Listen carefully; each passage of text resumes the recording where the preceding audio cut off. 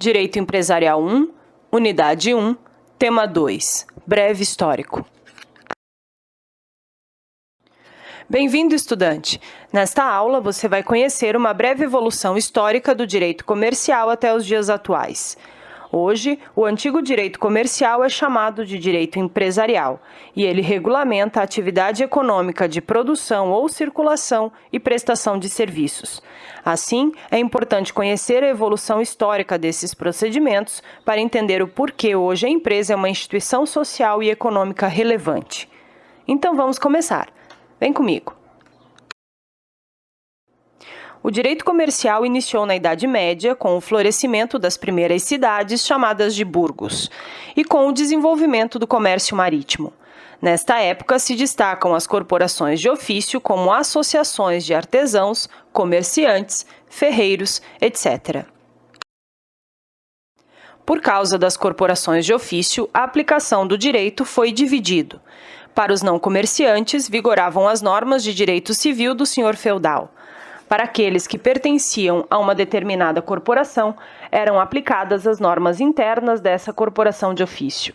Portanto, na Idade Média, o critério era subjetivo, não importando o que o comerciante fazia, mas se pertencia ou não a uma determinada corporação.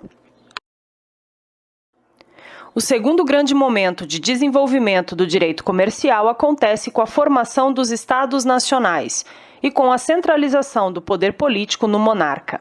Naquela época, destaca-se a centralização do poder, os impostos, leis, criação de nova moeda e exército nacionais, e obediência ao soberano.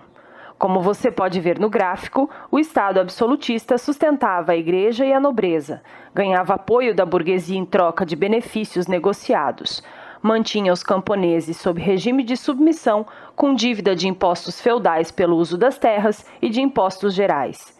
E os artesãos e pequenos comerciantes eram explorados pela burguesia e também deviam de impostos ao Estado.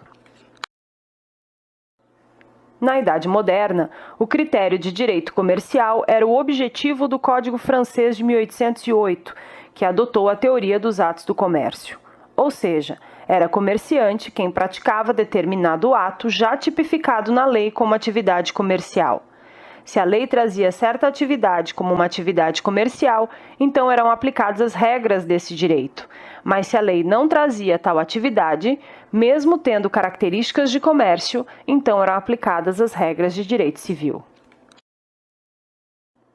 O terceiro e atual momento foi iniciado pelo Código Civil Italiano de 1942, quando ocorre a unificação do direito privado, unindo direito civil e direito comercial sob um mesmo ordenamento. A partir de então, se adota a teoria da empresa, abandonando o termo comércio e usando o termo empresa. Portanto, hoje, direito empresarial. No Brasil, a primeira regulamentação é o Código Comercial de 1850, que teve influência do Código Francês de 1808. Portanto, o critério objetivo de atos de comércio. O comerciante era definido como aquele que praticava a mercância, mas o Código Comercial brasileiro não trazia a definição de mercância.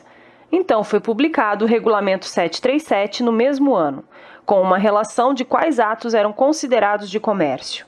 Esse regulamento foi revogado em 1875, mas a lista dos atos de comércio continuou sendo utilizada por falta de outra.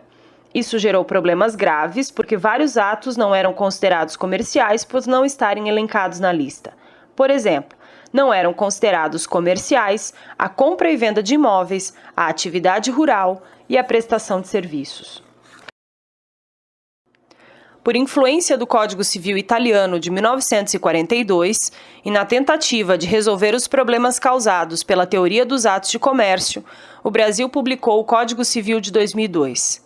O atual Código Civil adotou a teoria da empresa e unificou o direito privado, trazendo no mesmo código regras de direito civil e de direito empresarial.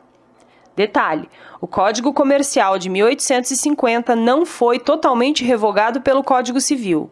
A parte dos contratos marítimos continua em vigor.